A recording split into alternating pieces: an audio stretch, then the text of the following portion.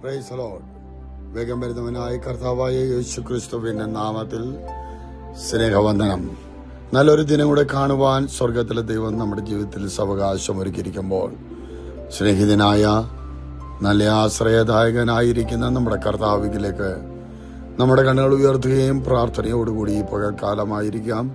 ഫിലിപ്പിയർക്ക് എഴുതിയ ലേഖനം 4-ാം അധ്യായം അതിന്റെ 6-ാം വാക്യം, ഒന്നിനെ കുറിച്ചും വിചാരപ്പെടരുത്, എല്ലാറ്റിലും പ്രാർത്ഥനയാലും അപേക്ഷയാലും നിങ്ങളുടെ ആവശ്യങ്ങൾ സ്തോത്രത്തോടുകൂടെ ദൈവത്തോട് അറിയിക്കാത്രേ വേണ്ടത്. ഈ ലോകത്തിൻ്റെതായ കാലയളവിൽ നാം ആയിരിക്കുമ്പോൾ മാനുഷികമായി ജീവിതത്തെക്കുറിച്ചും മറ്റു കാര്യങ്ങളെക്കുറിച്ചും നാം വിചാരപ്പെടുമ്പോൾ, എന്നാൽ ദൈവത്തിന്റെ വചനം നമ്മളോട് പറയാ, എല്ലാറ്റിലും ഒന്നിനെക്കുറിച്ചും വിചാരപ്പെടണ്ട.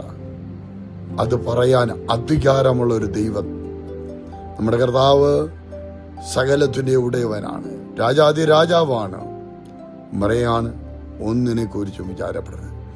എല്ലാറ്റിലും, ഏത് പ്രയാസത്തിലും, ഏത് വേദനയിലും, സങ്കടത്തിലും, എന്തു തന്നെയായിരുന്നാലും വിചാരപ്പെടേണ്ട എന്ന് പറഞ്ഞ ഒരുവനുണ്ട്. അതുകൊണ്ട് ആ വിഷയത്തിൽ പ്രാർത്ഥനയാലും അപേക്ഷയാലും ദൈവത്തോട് സ്തോത്രത്തോട് നമ്മുടെ ആവശ്യങ്ങൾ അറിയിക്കുകയാണെങ്കിൽ, അറിയിക്കാത്ര വേണ്ടതെന്ന് അവിടെ എഴുതിയിരിക്കുന്നു, വ്യക്തമായി പറഞ്ഞു തരികയാണ്. ആ വചനം നമ്മളെ പഠിപ്പിക്കുകയാണ്.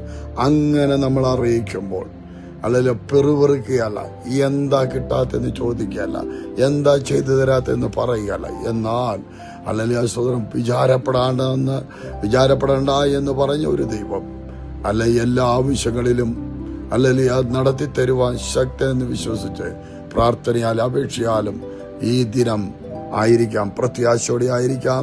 സർവശക്തനായ ദൈവം നമ്മെ ഏവരെയും അവിടുന്ന് അനുഗ്രഹിക്കുമാറാകട്ടെ. ആമേൻ.